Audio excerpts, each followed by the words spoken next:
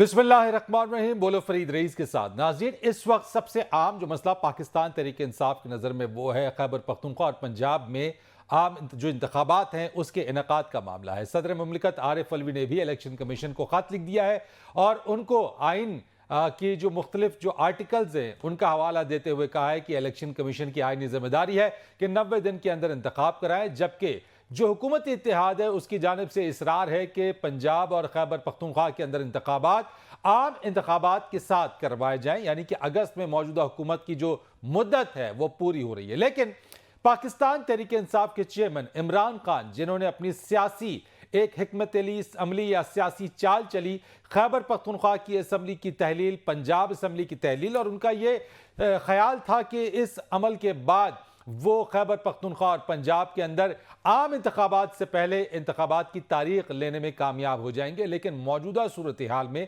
Governor Punjab और governor Khyber Pakhtunkhwa दोनों की जानिब से वाजे कर दिया गया कि आज जो इंतखाबात हैं उनमें सिक्योरिटी खदशात और दीगर मामलात आड़े आते हैं। ऐसी सूरत हाल के अंदर पाकिस्तान तहरीक इंसाफ के चेयरमैन, जहां उनकी सियासी हिकमत अमलियां और जो उनके सियासी फैसले हैं, हर गुजरते वक्त के साथ उनका जो सियासी फैसले हैं उसके ऊपर कहीं ना कहीं वो एतराफ भी करते हैं। जैसे कि एक एतराफ उन्होंने किया कि जनरल बाजवा को एक्सटेंशन देने के मामले के ऊपर उनकी बड़ी गलती थी। ऐसी और बहुत बड़ी बड़ी गलतियां उन्होंने माजी में की, लेकिन कुछ सबक भी उन्होंने सीखा।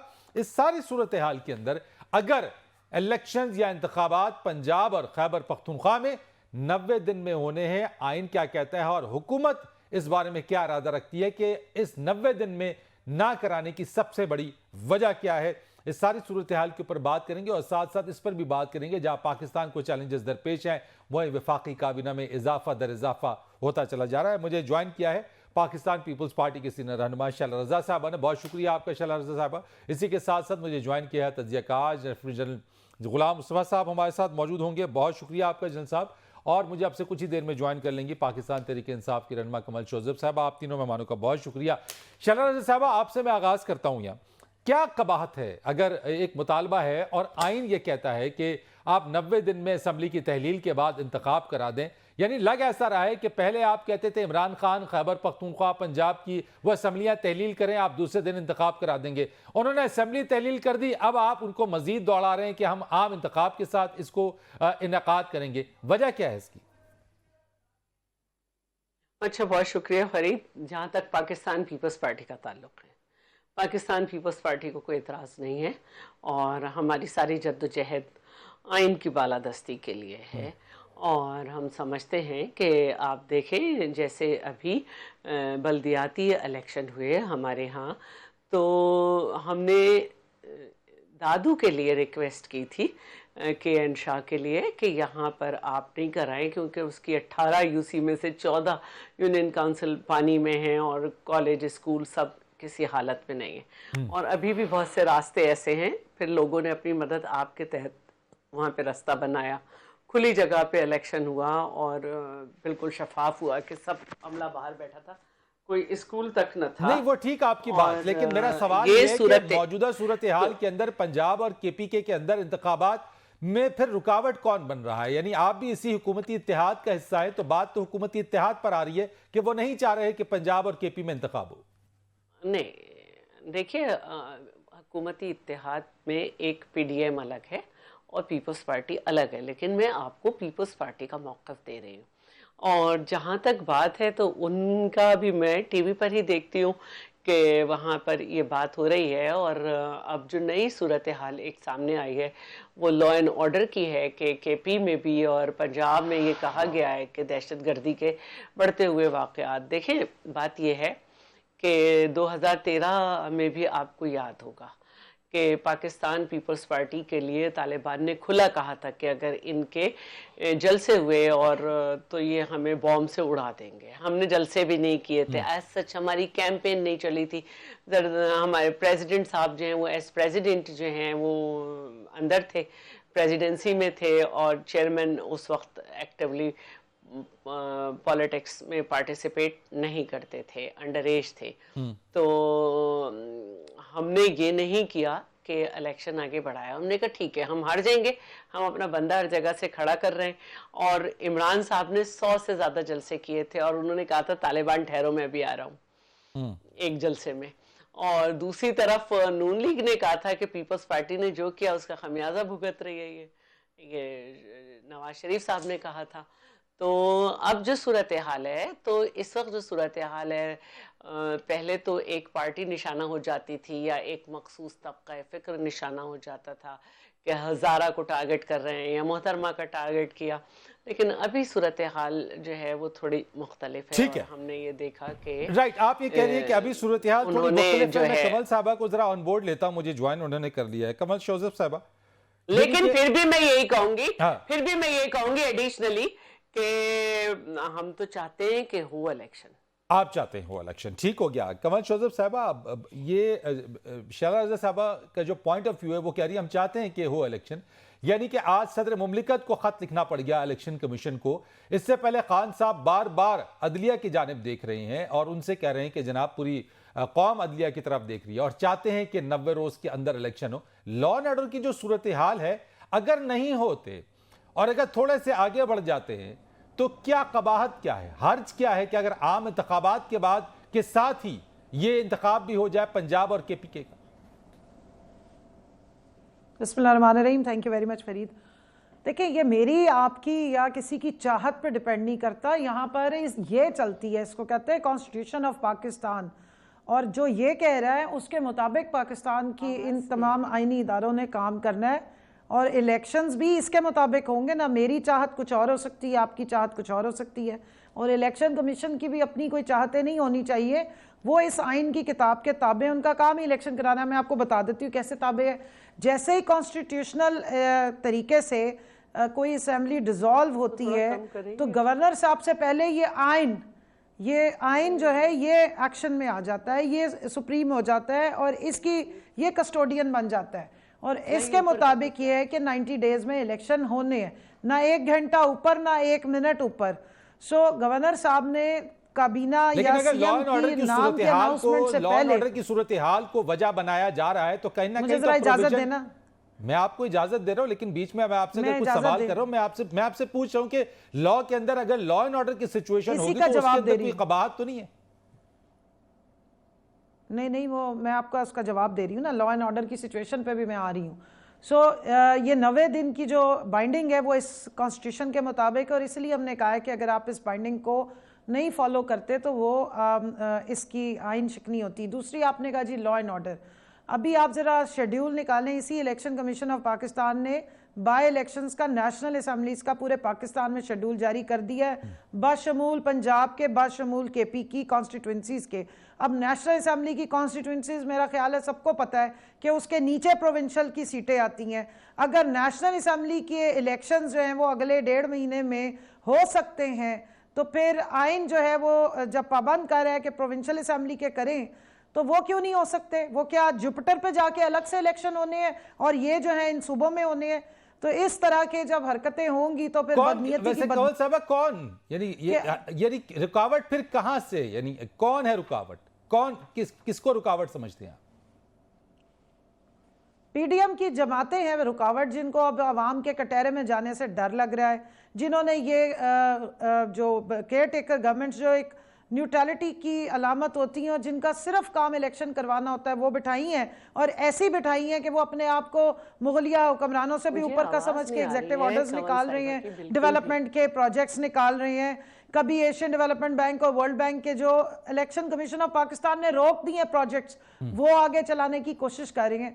सो ये इसलिए खान साहब ने जेल भरो तहरीक का ऐलान किया कि अगर आपने आइन और कानून की धज्जियां उड़ानी है, अदालतों के अहकामात को भी आप बलाए ताक रखेंगे तो फिर मुल्क किस तरफ चलेगा? कैसे आप आईनी और कानूनी तरीके से इस मुल्क को चलाएंगे? आपने कहा इस चीज के अंदर, लेकिन सवाल यहाँ ये है कि पीटीआई ने खैबर पख्तूनख्वा की असेंबली तहलील की, पंजाब की असेंबली तहलील की, और यही ख्वाहिश थी और यही वो समझ थी कि 90 दिन में ले लेंगे। लेकिन अब तो आपको इलेक्शन लेने के लिए भी जो है वो पूरा जोर और पूरी ताकत लगानी पड़ रही है, बल्कि जेल भरो तहरीक के हवाले से ऐलान कर दिया कि नहीं मिलता तो वो तहरीक शुरू कर दी जाएगी। जनरल साहब, क्या वाकई लॉ एंड ऑर्डर सिचुएशन इतनी खराब है कि ऐसी सूरत हाल के अंदर जो केपी और पंजाब में असेंबली जो उसकी तहलील के बाद जो इलेक्शंस हैं उसके ऊपर एक तो उन्होंने जेल भरो तहरीक के हवाले से उन्होंने ऐलान कर दिया, सदर मुमलिकत ने इलेक्शन कमीशन को लेटर लिख दिया, बल्कि अब तो वो नए आर्मी चीफ की तरफ निगाहें मरकूज किए बैठे हैं कि वहां से कोई जवाब आ जाए इस मामले के ऊपर। देखिए, पहले तो बहसीत कौम हम ये फैसला कर लें कि आइन जो एक दस्तावेज है हमारे यहाँ, जिसका हमेशा से आमतौर पर तो फौजियों को इसका सामना करना पड़ता था, लेकिन अब हैरानगी की बात यह है कि जो जमहूरियत का नंबरदार जमातें हैं, पीस पार्टी के अलावा, मैं सुन रहा था शैला बहन की बात को बिल्कुल सही फरमा रही थी, बाकी सब जो जमातें जो बात कर रही थी आज वो उससे पीछे हट रही हैं, कभी एक तावील कभी दूसरी तावील। देखिए, दूसरी जंग अजीम जारी थी और बरतानिया पे शदीद किस्म की बमबारी भी हो रही थी, लेकिन इलेक्शन वहां पर भी हो गए थे। इलेक्शन करवाना इतना बड़ा साइंस नहीं है, और ये भी बात समझ में आती है कि इलेक्शन को डिले करवाने की क्या बात हो रही है। देखिए, सबसे बड़ा इसमें मैं समझता हूँ किरदार मुस्लिम लीग उनका है, वो इलेक्शन में नहीं जा सकती इस वक्त, इसलिए नहीं जा सकती कि उनकी कोई भी चाल सीधी नहीं पड़ रही, हर जगह पे वो मात खाते जा रहे हैं, कमजोर हैं, माशी मामलात पाकिस्तान के आपके सामने हैं। इन सबको मद्देनजर रखते हुए उनका ख्याल ये है कि अगर इलेक्शन में गए उनके लिए कोई जगह नहीं बनेगी। दूसरा, उनको डर ये है कि अगर ये दोनों असेंबली के इलेक्शन पहले हो जाते हैं और यहाँ पर पीटीआई, सिर्फ मैं ये फर्ज कर रहा हूँ, बाकी तो इलेक्शन होंगे तो बात बनेगी, कि पीटीआई अगर मेजॉरिटी में आ जाती है दोबारा, इन दो सूबों में जब नेशनल असेंबली के इलेक्शन होंगे, जब भी होंगे, तो वो फिर उनके लिए बहुत मुश्किल बन जाएगी। नून लीग फिर यहाँ पे कदम नहीं जमा पाएगी। अब उनको डर इस बात का है, इसलिए वे एक तावील कभी दूसरी तावील कभी तीसरी तावील। आइन अगर आपके मुल्क में है, और हम समझते हैं कि है, और अब तो फौजी हुक्मरान नहीं है, अब तो आपके डेमोक्रेटिकली इलेक्टेड लोग बैठे हुए असेंबलियों में, जो कम से कम दावा तो ये कर रहे हैं ये लोग, अगर वो इसको नहीं करेंगे आगे और फिर एक लेकिन सर मैं आपसे एक सवाल पूछना चाहता हूं कि खान साहब की एक तरफ वो साबिक आर्मी चीफ के ऊपर तनकीद से कोई मौका हाथ से नहीं जाने दे रहे, वो तनकीद कर रहे हैं मुसलसल, अपनी गलती का भी एतराफ़ कर रहे हैं, उनको एक्सटेंशन देने की बात, उनके सारे मामलात पर बात भी कर रहे हैं, और मौजूदा आर्मी चीफ को उन्होंने वो जो है वो बेनिफिट ऑफ डाउट भी दे रहे हैं और साथ साथ निगाहें भी उधर मरकूज कर रखी हैं। तो वहां पर निगाहें मरकूज करने से क्या काम चलेगा खान साहब का? मेरा ख्याल, देखिए, खान साहब की जो नैरेटिव में उनका ख्याल ये है कि अब भी ऐलान के बावजूद वाज़े इम्कानात जो नजर आ रहे हैं आपको कि भाई इस्टेब्लिशमेंट जो कल तक, एक साल पहले तक इसमें आपको लग रही थी कि अब वो पीछे हटके हुई है, तो खान साहब अब ये समझते हैं कि दोबारा उनको बीच में आ जाना चाहिए। तो मेरा ख्याल है खान साहब की अपनी एक सोच तो है, लेकिन मैं देखिए सर, ये तो इदारों को खुद अगर इदारा कह रहे हैं हम ए पॉलिटिकल है, हम सियासत में नहीं है, लेकिन आप उनको जबरदस्ती घसीट के ला रहे हैं। मैं उधर ही आ रहा हूँ, नहीं मैं उधर ही आ रहा हूँ। देखिए, मैं उधर ही आ रहा हूँ कि अगर इदारा अपने आप को एक तरफ अलहदा करने की कोशिश कर रहा है, तो हमारी पोलिटिकल जितनी भी जमातें हैं उनको भी ये चाहिए कि इदारे को अब पीछे हटने का मौका दें। अब बात यहाँ पे यह हो रही है कि क्या पीछे हट जाने से, जिस तरीके से हम आपस में दस्तो गिरेबान हैं, क्या हमारी जो सियासी जमातें हैं जो आज तक इकट्ठा बैठ नहीं सकी, क्योंकि मसला तो सियासी है बेसिकली ये, उसको हल करने के लिए, तो उनको कैसे कौन बिठाएगा, कैसे कैसे ये बात करेंगी, बात हो भी सकेगी नहीं हो सकेगी, किसी तरीके से जो सियासी अबतरी बढ़ती जाएगी। क्योंकि जब तक सियासी आपकी स्टेबिलिटी नहीं होगी मुल्क में, तो बाकी आप जो मर्जी कर लें। ठीक, अभी IMF के साथ जो शायद सामने आ रही हैं, उसके बाद जो महंगाई का तूफान उठेगा, उसको कंट्रोल करने के लिए फिर आपको लॉ एंड ऑर्डर की सिचुएशन वो जैसे को तो नहीं लेके आएंगे ना, बीच में पुलिस को ले आए, आप फौज को ले आए बीच में। ठीक है, तो यानी आप कह रहे हैं कि सियासी इस्तेहकाम बहुत जरूरी है इस चीज के अंदर। ठीक है जल साहब, आपका बहुत शुक्रिया आपके वक्त का। एक ब्रेक हम लेते हैं, ब्रेक के बाद आते हैं फिर इसके ऊपर जो सियासी जमातों का किरदार इस वक्त है कि अगर इदारा खुद को ये पॉलिटिकल कहता है तो फिर सियासी जमातें खुद यानी जानबूझ के उनकी तरफ उम्मीद लगाए क्यों बैठती हैं, उनको क्यों घसीटती हैं। बात करेंगे एक ब्रेक के बाद। एक बार फिर आपको प्रोग्राम में खुशामदीद कहेंगे। कंवर जोसेफ साहब, मैं आपसे ही पूछ लेता हूँ इसके ऊपर कि जब इदारे खुद को ए पॉलिटिकल कह दिया उन्होंने, जब वो कह रहे हैं कि हमारी अब कोई मुदाखलत नहीं है, तो फिर क्या वजह है कि खान साहब जो हैं वो फिर मौजूदा आर्मी चीफ की तरफ देख रहे हैं? यानी आप इलेक्शन के लिए, उसकी तारीख के लिए एक तरफ आप जेल भरो तहरीक की बात करते हैं, दूसरी तरफ सदर मुमलिकत साहब को कहते हैं कि वो अपना रोल, अपना किरदार अदा करें, तीसरी तरफ खान साहब नजरें मरकूज किए बैठे हैं। यानी कि क्या ये मल्टी डायमेंशनल कोई स्ट्रैटेजी है, या फिर आप चाहते हैं जानबूझ के इदारों को घसीटें और फिर जो आप चाहते हैं वो चीज़ एग्जीक्यूट हो? जी फरीद, आपने जो सवाल पूछा मैं उसका जवाब दे दूं। देखें, इदारे जिस वक्त उन्होंने ये बयान दिया, और साबिक जो रिटायर्ड जनरल साहब हैं उन्होंने ये बयान दिया कि हम न्यूट्रल हो गए हैं, तो ज़रूरी नहीं है कि उनके बयान को फौरी तौर खुशाइन बयान था, लेकिन उसको उस तरीके से लेटर और स्पिरिट में बंदा तब मान सकता है ना जब आपको एक्चुअली वो रोल भी नजर आए, जब आपको action speaks louder than words. तो अभी मरियम बीबी बोल रही थी कुछ दिन, 2 दिन पहले, उन्होंने कहा कि जी हमारी तो असल हुकूमत आई 28 तारीख को है। तलाल चौधरी साहब ने इसी किस्म का बयान दिया कि जी अब हम जो है ना बड़ा इंजॉय कर रहे हैं, तो जब से कमर जावेद बाजवा साहब गए हैं तब से हमारी हुकूमत जो है वो सही आई है। उससे पहले आप देख लें, गुजरावाला में जब पीडीएम अपनी मूवमेंट लेके चली थी उस वक्त इन्होंने क्या बातें की, लाहौर जलसे में इन्होंने क्या बातें की, नवाज शरीफ साहब ने लंदन से बैठ के क्या बातें की, और बीच में जब रिजीम चेंज ऑपरेशन हुआ उसके बाद की आप देखें कि इन सब की बॉडी लैंग्वेज और सारी बातचीत कैसे चेंज हुई। लेकिन जहां तक आपने एक्सटेंशन की बात की 300, लेकिन इस वक्त मौजूदा चीफ से क्या एक्सपेक्टेशंस हैं? मैं आ रही हूं, मैं उसी तरफ आ रही हूं। देखिए, अभी जेआईटी की इन्वेस्टिगेशन को रोका गया, अगर इमरान खान साहब को गोलियां नहीं लगी, उन पे कातलाना हमला नहीं हुआ, तो जेआईटी को रोकने की, उसके काम को ख़त्म करने की और उसको फोर्सफुली साइडलाइन करने की क्या ज़रूरत है? आप उसको इन्वेस्टिगेशन करने दें, आप उसको, जिन लोगों के खिलाफ इन्वेस्टिगेशन हो रही है वो उसको चैलेंज कर दें। सो मौजूदा जो सेटअप है एस्टेब्लिशमेंट का, उनसे हम यही उम्मीद लगा के बैठे हैं कि जो वो कह रहे हैं कि हमारा कोई रोल नहीं है, वो उस पर अमल भी करेंगे और फ्री एंड फेयर इलेक्शंस होने दें। और दूसरी बात जो है, अच्छा, आप ये कह रहे हैं कि अभी भी उनका किरदार है, सिक्योरिटी अभी भी उनका किरदार है, कुछ बाकियात हैं, कुछ बाकियात हैं, और ये बात कोई ढकी छुपी नहीं है। बारहा पाकिस्तान तहरीक इंसाफ की लीडरशिप ने ऊंची आवाज में ये कहा है कि कमर जावेद बाजवा साहब के साथ मौजूद कुछ लोग हैं जो अभी तक अपने जो उनके ओहदे का नाजायज इस्तेमाल कर रहे हैं, और सियासी इंजीनियरिंग में भी वो अपनी जो है वो पेश कर रहे हैं अपनी खिदमात भी, या उनका रोल है, जिसकी मैं एक वाज़ेह मिसाल आपको बता दूं। MQM का और PSPM का इकट्ठे होना ये कोई हादसा तो नहीं कहा जा सकता। ऐसी ऐसी बातें होती हैं और अचानक इत्तेहाद हो जाता है। अब आपने ढके छुपे नहीं, खुले अल्फाज में आप असलम बुतानी साहब का स्पीच उठा लें असेंबली की, और लोगों की स्पीच उठा लें। एहसन इकबाल साहब के खिलाफ उन्होंने क्या बयान दिया है कि हमें फ़ोन आ जाता है। सो आप ना फिर ये बंद करें ना, ये कार्रवाइयाँ और फ़ोन करने बंद करें, लोगों को प्रेशराइज करना बंद करें, पॉलिटिकल लोगों को उनकी विल इस्तेमाल करने दें, उनकी जो कॉन्स्टिट्यूएंट्स की प्रेशर है उसको वो जवाब दें। आप क्यों बीच में हाथ करते हैं? इसलिए आपकी जब मौजूदा चीफ साहब से, आपकी जब हुकूमत थी कमल साहबा, तब भी तो ये चीज होती थी, तब आपके फेवर में थी तो आपको वो फेवरेबल लगती थी, तब वो आपको बिल्कुल ठीक लगता था। यानी आज बात सिर्फ इतनी है कि आप आज आपके हक में नहीं है तो आपको ये बात तकलीफ दे रही। नहीं फरीद रईस साहब, मैं वो असूली खातून हूँ जो मैं ये समझती हूँ कि जो आइनी हदूद और क़यूद तमाम लोगों के, तमाम इदारों के इस आइन ने मुतय्यन किए, तो क्योंकि ये गार्डियन है अवाम के हकूक़ की, उसके मुताबिक चलना चाहिए। अगर बाजवा साहब खुद कह रहे हैं कि जी पहले तो हमारा रोल बीच में था और अब हम अचानक से फरवरी से न्यूट्रल हो गए, तो पहले वाले रोल का कौन जवाबदेह होगा? क्या उसको हम आइन शिकनी में नहीं डालेंगे? इस किताब में दिया हुआ है, ये इस निसाब में जो सुप्रीम है इसमें दिया हुआ है कि आप पहले इंजीनियरिंग कर सकते हैं और बाद में नहीं कर सकते हैं। ये RTS बैठा, ख्वाजा आसिफ साहब को रात को क्यों उन्होंने कॉल की आर्मी चीफ उस वक्त के मौजूदा को, और अगले दिन वो जीत गए? क्यों इस तरह के मामलात हुए हैं? तो ये तो जवाबदेह होना पड़ेगा सबको। चले, ये मैं आपसे ये जवाबदेह वाली जो बात है, जवाबदेह के मेरा ऊपर एक जुमला सुन लें।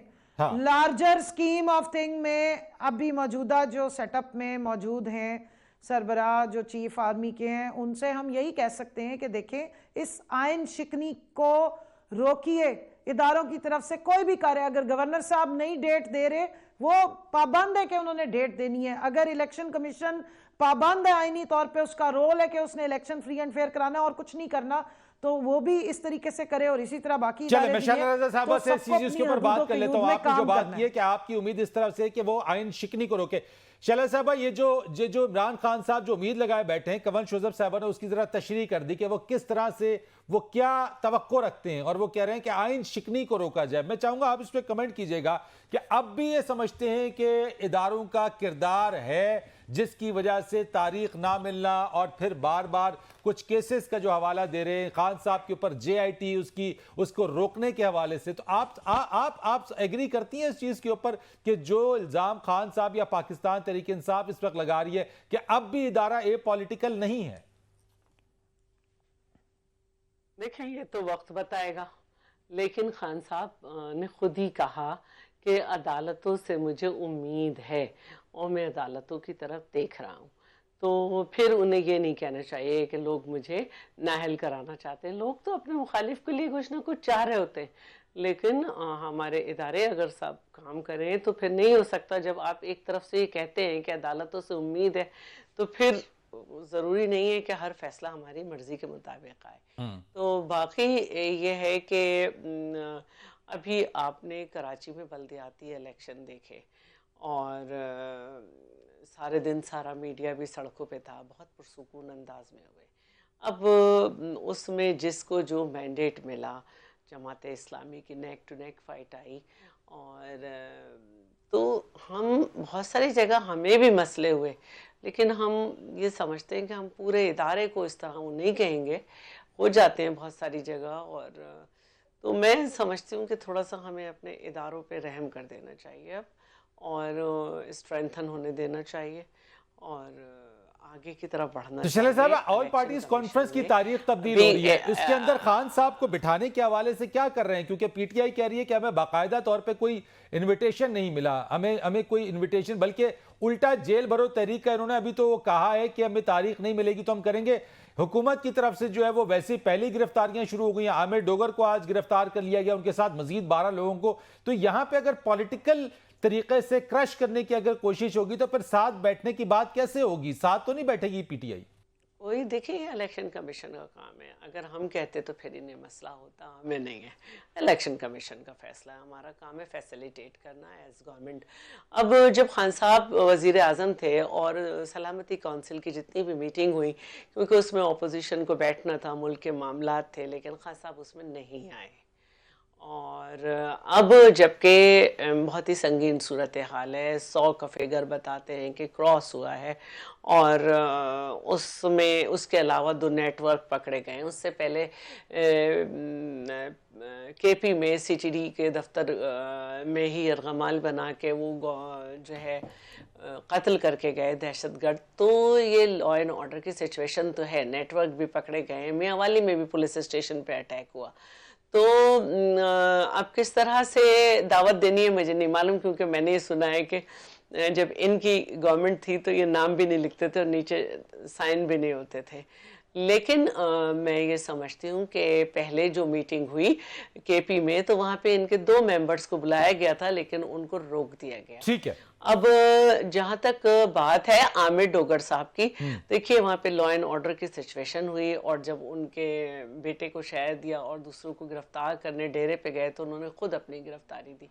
लेकिन उससे पहले के जो मनाजिर हैं वो कोई अच्छे मनाजिर नहीं थे दोनों पार्टी के दरमियान। मैं जरा साबिक secretary election commission Kanwar Dilshad नहीं होना चाहिए था। मैं क्योंकि वहां नहीं थी, मैं वहां नहीं थी, तो मैं ये नहीं कहूंगी कि किसकी गलती थी। एक पॉलिटिशियन की हैसियत से मुझे कहना चाहिए कि जो सूरत हाल वहां वो नहीं होनी चाहिए, नहीं होनी बड़ी चाहिए, आग लगी हुई, ये सब अच्छा नहीं लगता। ठीक हो गया, बिल्कुल ठीक हो गया। आपने कहा कि ये ऐसा नहीं होना चाहिए था। साबिक secretary election commission Kanwar Dilshad साहब मेरे साथ मौजूद है। अस्सलाम वालेकुम सर। जी कंवर दिलशाद साहब। जनाब बताएं। कंवर दिलशाद साहब, ये बताइएगा जरा कि इस वक्त सदर मुमलिकत की जानिब से इलेक्शन कमीशन को जो खत लिखा गया है, और खास तौर पे पंजाब और KPK में इंतखाबात 90 डेज के हवाले से 90 रोज में, आप मुझे बताएं आइन में ऐसी गुंजाइश है कि अगर 90 दिन में नहीं होते, आगे किन हालात में आगे बढ़ सकते हैं ये इंतखाबात? प्रेसिडेंट ऑफ पाकिस्तान ने आइन के आर्टिकल 105 की खिलाफ वर्जी की है। अच्छा, असूली तौर पर प्रेसिडेंट ऑफ पाकिस्तान जो हैं वो गवर्नर्स को हदायत के जारी नहीं कर सकते कि आप इलेक्शन की तारीख मुकर्रर करें। इसके लिहाज से आर्टिकल 224 में का जिसका हवाला दिया गया है, तो आर्टिकल 224 जब होती है जब कौमी असम्बली और चारों असम्बली तहलील हो जाएं, अपनी मदद पूरी करें या उनको तहलील कर दिया जाए। नहीं कमर दलाल साहब, आप ये कह रहे हैं कि president of Pakistan election commission को जो लिखा गया खत है वो लिखने के मजाज नहीं थे, यानी आइन की खिलाफ वर्जी हुई है, वो नहीं लिख सकते थे? वो लेटर ले नहीं सकता, वो लेटर लिखने के मजाज नहीं है। वो इसलिए कि वो जो आर्टिकल 224 के तहत जब पूरी कौमी असम्बली और चारों असम्बली जब डिसॉल्व हो जाए, तब प्रेसिडेंट ऑफ पाकिस्तान जो है वो आर्टिकल 224 के तहत चीफ इलेक्शन कमिश्नर से मशावरत करने के बाद इलेक्शन की तारीख देने के मिजाज हैं। लेकिन जो सूबाई असम्बली का जहां तक मामला है वो है आर्टिकल 105 आर्टिकल 105 में लिखा हुआ है कि गवर्नर तारीख मुकर्रर देगा, गवर्नर डिटरमाइन करेगा किस डेट को। नहीं, अगर वो नहीं करता, गवर्नर अगर तारीख नहीं दे रहे हैं और वो 90 डेज में इलेक्शन होने हैं, तो क्या गवर्नर आइन शिकनी के मुर्तकिब होंगे? गवर्नर आइन शिकनी के मुर्तकब नहीं होंगे, क्योंकि उसको कवर किया है आर्टिकल 234 ने, जिसमें ये लिखा हुआ है कि अगर नागुज़ीर हालात पैदा हो जाए, लॉ एंड ऑर्डर की सूरत हाल पैदा हो जाए और किसी जगह पर ऐसे हालात पैदा हो जाए जिससे कि आप आइन की किसी शिक को या किसी आर्टिकल को पर अमल दरामद ना कर सकें, तो आइन शिकनी नहीं कहलाएगी। बाकायदा आर्टिकल 234 ने वाज़ेह तौर पर लिख दिया है। लेकिन उसको चंद महीनों के बाद अगर उस पर अमल दरामद हो जाता है तो आइन शिकनी नहीं होगी। इसलिए जो बात दोस्त हमारे बार बार आर्टिकल 6 का हवाला दे रहे हैं वो दुरुस्त नहीं है। वो आर्टिकल 234 ने उसको कवर कर लिया है।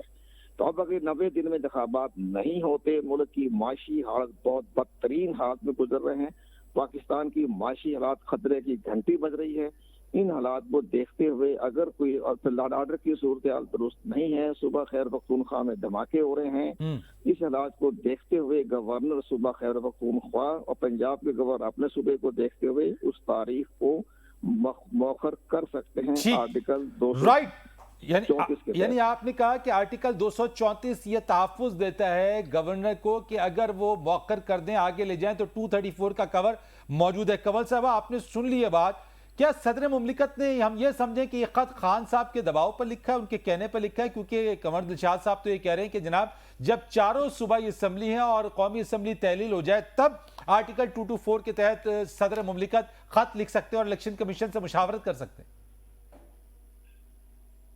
पहले तो कमर दिलशाद साहब ने 105 आर्टिकल 105 का जिक्र किया है, तो आर्टिकल 105 मेरे सामने है। इसका जो क्लॉज है 2 और 3, इसके 3 का मैं कह देती हूँ। Where the governor dissolves the provincial assembly notwithstanding any contained in clause 1, he shall appoint a date not later than 90 days from the date of dissolution for the holding of a election to the assembly.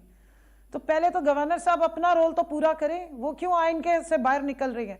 और governor जो है वो reporting में होता ही president की है, वो किसी काबीना को तो जवाबदेह नहीं है, वो किसी हुकूमत को जवाबदेह नहीं होता, वो प्रेसिडेंट के साथ उनका कनेक्शन है। और मुल्क के जैसे भी हालात होंगे, मुल्क के हालात आप जरा चेक करें ना हिस्ट्री में किस तरह के रहे हैं। आपके मुल्क में दहशतगर्दी 2002 में कितनी थी, 2008 में जब इलेक्शन हुए थे मोहतरमा का, जब असैसिनेशन हुई, उस वक्त तो वर्स्ट हालात थे, उस वक्त तो हंगामे फूट गए थे पूरे मुल्क में, और आपकी उस वक्त पीक पे थी दहशतगर्दी। तो इलेक्शंस तो आपने उस वक्त भी करवाए थे। 2013 में जब केपी में इलेक्शन हुआ था, आपको याद होगा किन हालात में इलेक्शंस हुए थे। अभी तो ये पहले प्रेडिक्शन कर रहे हैं कि हालात हम खराब कर रही हैं, तो क्या मतलब आपने पहले हालात खुद इसको स्टेज ड्रामा बनाने या पेंडिंग पे डालने? तमाम हालात सामने, लेकिन overall I have to thank you because the time is up. I have to thank you. मैं आपसे इस पर मजीद बात करूंगा। 2018 के बाद अगर डिसोल्यूशन हुई है, 5 साल के लिए असेंबली ने इलेक्ट होना है, 5 साल के लिए असेंबली ने इलेक्ट होना है। जी कमर दिलशाद साहब, वेरी शॉर्ट सर, इन 5 सेकंड मुझे रिस्पॉन्ड कर दें सर, इन 5 सेकंड सर। मैं बताता हूँ, मोहतरमा बेनजीर भुट्टो जब कत्ल हुई थी तो 8 जनवरी को इलेक्शन हो रहा था, तो इलेक्शन कमीशन ऑफ पाकिस्तान ने, मैं फेडरल सेक्रेटरी था इलेक्शन कमीशन पाकिस्तान का, तो इलेक्शन कमीशन ऑफ पाकिस्तान ने उसको 2 महीने एक्सटेंड कर दिया था हुकूमत से पूछे बगैर। ये तो इलेक्शन कमीशन गवर्नर उस वक्त आपका मार्शल लॉ लगा हुआ था कंवर साहब, नहीं मार्शल नहीं था, आपकी असेंबलियां नहीं थी, मार्शल लॉ एडमिनिस्ट्रेटर ऊपर बैठा हुआ था। मार्शल लॉ की बात कर रहे हैं, मार्शल लॉ कब था, ये क्या कमाल करती है आप? पीएसओ आपके जजेस बैठे हुए थे, फ्री एंड फेयर अदलिया थोड़ी थी। हकीकत तो आवाम को गुमराह ना करें, कहाँ लगाया हुआ था मार्शल लॉ?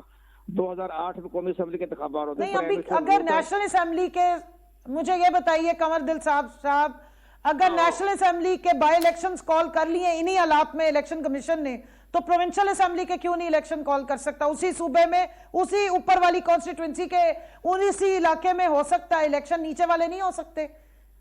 चले सर, ये तो मेरी बात समझ से बाहर है। लेकिन बहरहाल प्रेसिडेंट पाकिस्तान जो है उनको खत नहीं लिखना चाहिए। चले, ये कंवर साहब आपने कहा प्रेसिडेंट ऑफ पाकिस्तान को खत नहीं लिखना चाहिए, चले साहब, बहुत शुक्रिया कंवर शोजा साहब, बहुत शुक्रिया कंवर दिलशाद साहब, आपका बहुत शुक्रिया।